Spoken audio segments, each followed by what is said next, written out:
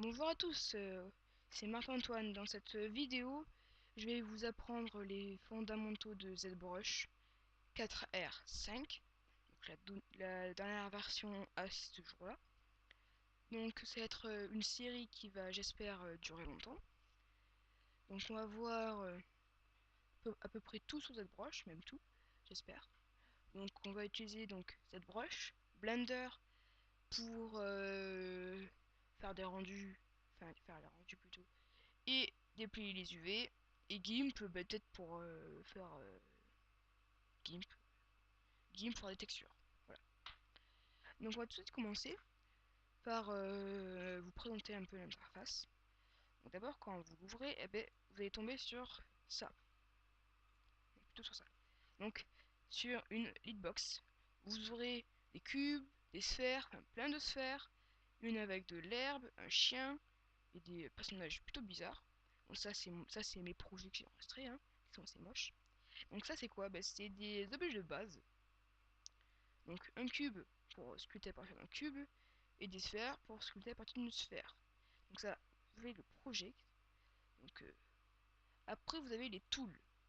Donc à l'intérieur vous aurez des objets qui ont été importés par défaut dans ZBrush. Donc vous avez des corps humains, des squelettes, des visages, la polysphère qui est une sphère sans pôle, donc là pas de triangle au bout, c'est assez bien.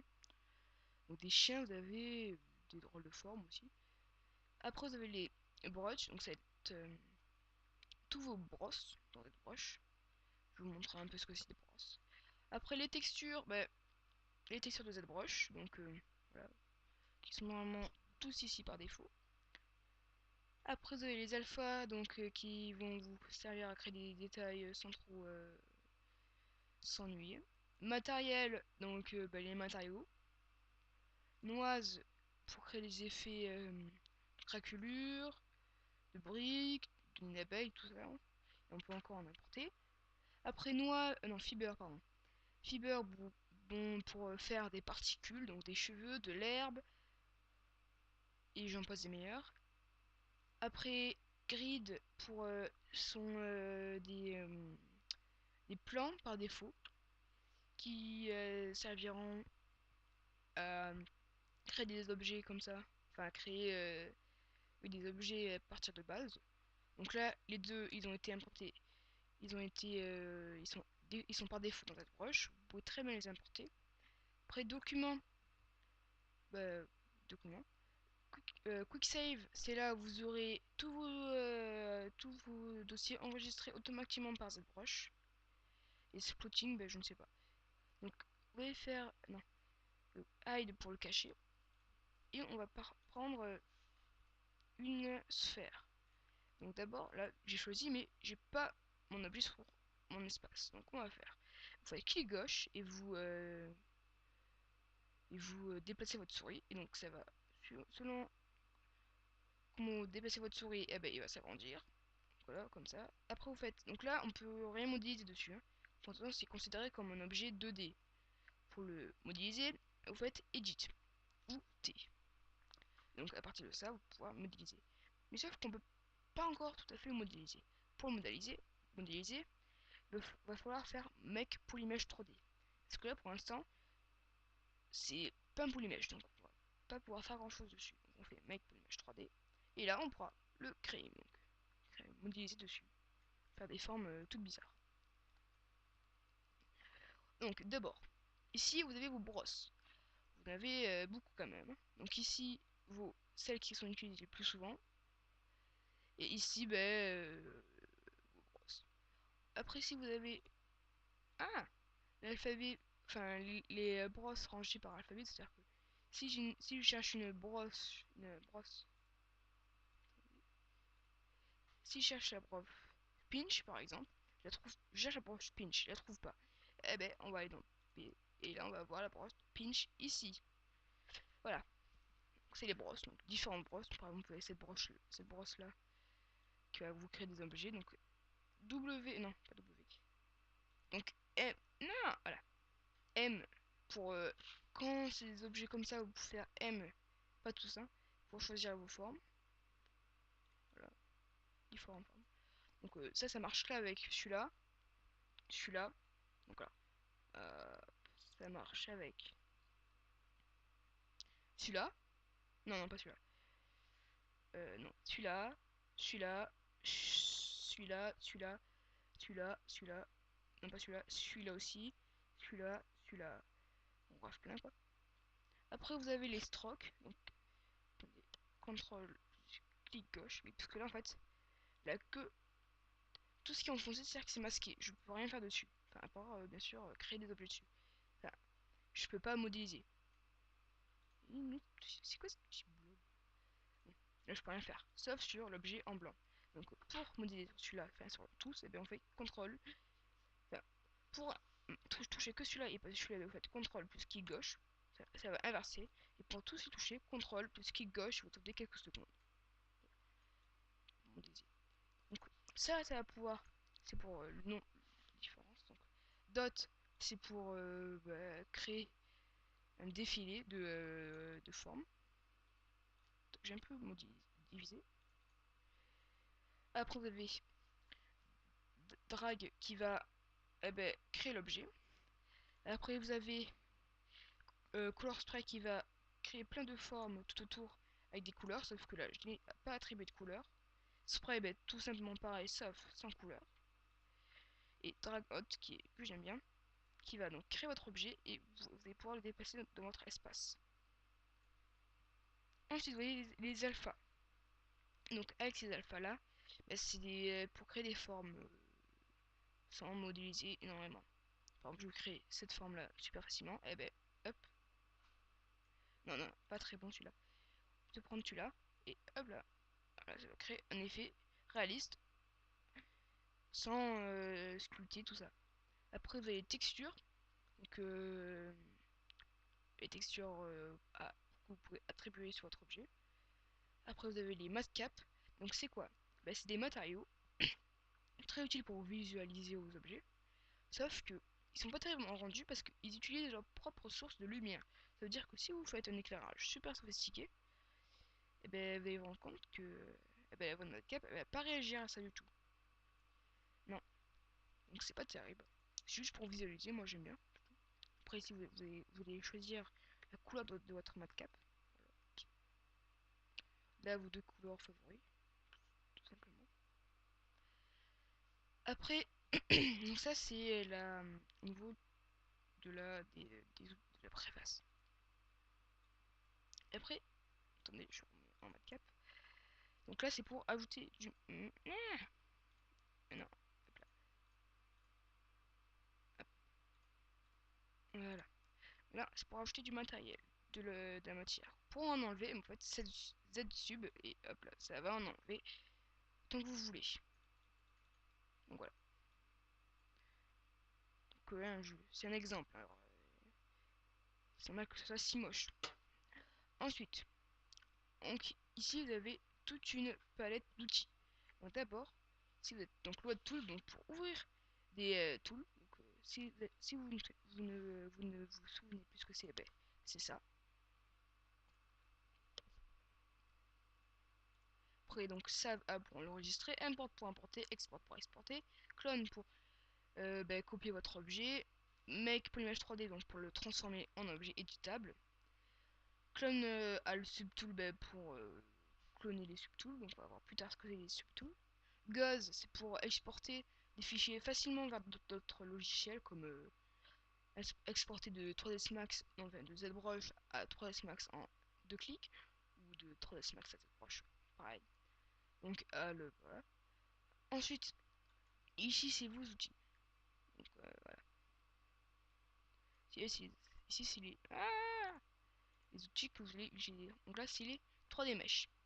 Ici c'est ceux que vous préférez et ça c'est la 2.5D. Donc qu'est-ce que c'est que la 2.5D? Eh ben, bon, je vais le faire. Quand vous allez passer en 2.5D, ça va. Vous allez pouvoir créer des effets de 3D sur un espace 2D. Donc moi je trouve ça c'est bien quoi. Donc ça c'est bien. Donc dans la 2.5D donc pardon. Vous allez pouvoir créer donc des sphères qui ont l'air 3D sauf qui sont tout simplement 2D. vous allez pouvoir créer plein d'effets. Donc des effets de fibres, des effets de serpent, des effets qui se collent aux objets, tout ça. Vous allez même pouvoir prendre un objet 3D. Enfin, j'oublie de vous dire. La 2.5D, eh ben, pour le faire, eh ben, on part d'abord, le plus souvent, on part d'une foire 3D et puis après, on passe en 2.5D. C'est plus facile. Bon, voilà, donc on a fini pour cette première case là. Après, vous avez les subtools. Donc, c'est quoi un subtool? Ben, dans un objet, vous avez plusieurs subtools. Enfin, bon, là, vous en avez un seul. Hein. Mais si je vais rajouter un subtool, donc on fait Happen, vous choisissez, donc je vais prendre une sphère, voilà, donc il me l'a créé, donc vous la choisissez, et vous faites. Donc là, elle est un peu au milieu de mon truc. Hein. Je vais la déplacer, donc vous appuyez sur Move ou W, et, et pourquoi c'est bleu ça? Moi. Et donc vous les déplacez. Donc vous avez Scale pour la taille, et Rotate pour la rotation. Ouais, tout simple, hein. Bon, alors, Transpose, c'est un outil qui est superbe, mais qui est assez compliqué à s'en servir au début. Donc les subtools, donc c'est plusieurs groupes d'objets sur un seul objet. Donc vous pouvez les dupliquer, les supprimer, les ajouter. Donc ça c'est des options de subtool. Après vous avez la géométrie, donc pour diviser principalement. Voilà, diviser, ouais, tout simplement. Après vous avez donc les layers, les fiber mesh pour les fibres. Géométrie donc géométrie HD, bah, je sais pas trop. Enfin c'est pour diviser mais en HD. Preview, ben, c'est pour visualiser votre subtool, oui, donc ça va visualiser que le subtool sélectionné. Hein. Après, donc surface, ben, la surface de votre objet. Déformation pour déformer votre objet, donc par exemple, inflate, ça va, ça va, ça va, ben, inflater votre objet. Donc sphérise, ça va le, ben, le transformer, le mettre, le faire qui ait une forme plus sphérique. Des fois, hein, sur les cylindres, ça donne pas des formes, des fois, super convenantes, hein, convaincantes. C'est pas très, voilà quoi. Gravité pour ajouter un effet de gravité. Donc, je trouve que cet outil-là, il était super bien fait. Et perspective, hein, ouais, pour créer une perspective. Après, vous avez masking, donc pour créer des masques. Donc, qu'est-ce que c'est un masque, tout simplement? Eh ben donc, je vais prendre mon celui-là. Là, par exemple, on va supprimer ce qui me gêne. Là, par exemple, je veux euh, modéliser, je veux modéliser sur cette forme là mais pas sur ça. Et ben je vais faire CTRL plus clic gauche. Voilà, donc je vais entourer ce que je veux pas toucher. Voilà. Voilà. Donc là ce que je veux pas toucher.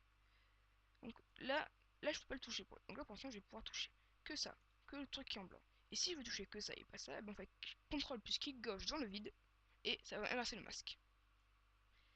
Après, donc pour que le masque, pour que les masques soient rétablis, vous faites CTRL plus clic gauche et vous appuyez quelques secondes. Ah non. Voilà. Et donc ça va être tout blanc. Enfin, sans masque. Après les masques, vous avez donc la visibilité, donc pour la visibilité logiquement. Et les polygroups qu'on verra plus tard. Contact, bah, pour les contacts. Polypen pour peindre sur votre objet. Les UV maps, bah, c'est les UV de votre objet. Texture, les textures. Après, vous avez une skiffing qui servira à faire une retopologie de l'objet. Donc, qu'est-ce que c'est une retopologie de l'objet? Une retopologie, tout simplement. Par exemple, quelqu'un qui a modélisé un super beau personnage, mais qui veut le faire pour l'animation. Sauf que quand il l'a modélisé, ben, il s'est pas soucié du maillage. C'est-à-dire que il y a des triangles, des maillages à 8 côtés. Oui, parce que ZBrush, quand il voit des maillages à 8 côtés, il apprécie pas trop, hein. Ben donc, quand on a des maillages à 8 côtés, pour l'animation, c'est pas terrible. Et donc, eh ben, il veut que ce maillage soit adapté. Eh ben, il va faire ce cours, enfin, il va il va utiliser la retopologie qui va, vous allez remailler votre objet pour qu'il soit adapté à faire ce que vous voulez. Bon, j'ai pris l'animation hein, parce que simplement et on peut très bien faire ça avec le jeu vidéo et tout ça, même pour la post-production. Après, vous avez import pour importer votre objet et export pour l'exporter. C'est tout logique. Voilà. Donc, qu'est-ce que j'ai oublié de voir? Ah oui, aussi. Par exemple, ici, là, je veux créer une forme plus grosse. Eh ben, vous faites size et vous allez créer plus gros. S, c'est le raccourci. Intensité, c'est pour l'intensité de votre forme. Par exemple, ici, intensité à 2, ben, ça va pas faire grand chose. Si on met à 100, ben, non, à 100. Eh ben, non, non, 77, ça va être beaucoup plus puissant. Ah, ça fait un défaut là. Voilà. Après, vous avez. Après ça, donc le raccourci d'intensité c'est U. Et de la size c'est S. Pour accéder à tous ces outils là en un clic, vous appuyez sur la barre d'espace. Voilà, vous allez voir tout. Aussi, par exemple, votre objet qui est je ne sais où, vous l'avez paumé. Vous voulez retrouver. Vous appuyez sur la touche F et hop là, il va vous focaliser sur votre subtool. C'est très utile. Qu'est-ce que j'ai pas encore vu? Hmm. Oui. Donc là 2.5D. Donc je vais choisir un bon angle de vue. Je vais passer en 2.5D. Donc tout simplement comment on fait? Ben, vous prenez une brosse au pif. Voilà. Vous faites switch. Et hop là, c'est bon. Vous pouvez plus vous dépasser dans votre espace 3D. Parce qu'en fait maintenant c'est là. C'est 2D. Sauf que ils l'ont appelé point 5D parce que ça fait quand même un effet 3D. Vous avez plein de proches, donc fiber mesh pour créer des fibres, euh, déco pour créer des couleurs, ouais, voilà. Bump pour... Ah et bump, je veux bump moi. Bump pour créer des formes bizarroïdes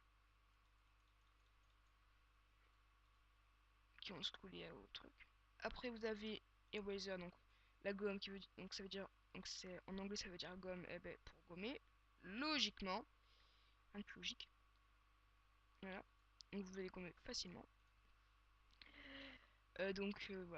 Plein de choses. Madcap pour créer des madcaps. Après là aussi quelque chose qui est assez bien, moi je trouve, c'est le MRRGB. Donc en fait il va prendre votre objet et il va le mettre en tant que alpha. Et donc pardon, je reprends ma... attendez, je fais un nouveau document. Non. Donc, je crée une sphère. Edit. Quoi c'est une madcap? Trop moche. Il m'a transformé mon original. Non c'est pas grave. Donc on prend ce madcap là. Vous allez prendre votre alpha qu'on a créé. Donc c'est celui-là. On va prendre ça pour le dropper. Il est nul ce matériau. Et ben, AMS. Et ben vous avez le créer comme ça. Vous voyez le dropper. Bon alors, il n'a pas créé tous les détails, hein. Mais bon. Donc voilà, ça va dropper vos objets assez facilement. Donc ça, vraiment, c'est un petit que j'aime bien. Perspective pour activer ou désactiver la perspective. Floor pour avoir une sorte de base pour savoir si votre objet est assez droit. Lequel c'est votre type de mouvement. Donc si je désactive, eh ben, ça va, là, quand je désactive, ça va bouger que sur l'objet. Et quand je l'active, ça va bouger dans tous les sens. Voilà. Ben, je crois que j'ai tout vu maintenant. Normalement. Bon, ben, on se quitte sur cette première vidéo sur ZBrush. J'espère que ça vous a plu. Donc, un petit j'aime ou des abonnés, ça fait pas de mal. Et donc, ben, on se retrouve pour une prochaine vidéo sur ZBrush. Merci d'avoir regardé cette vidéo, logiquement.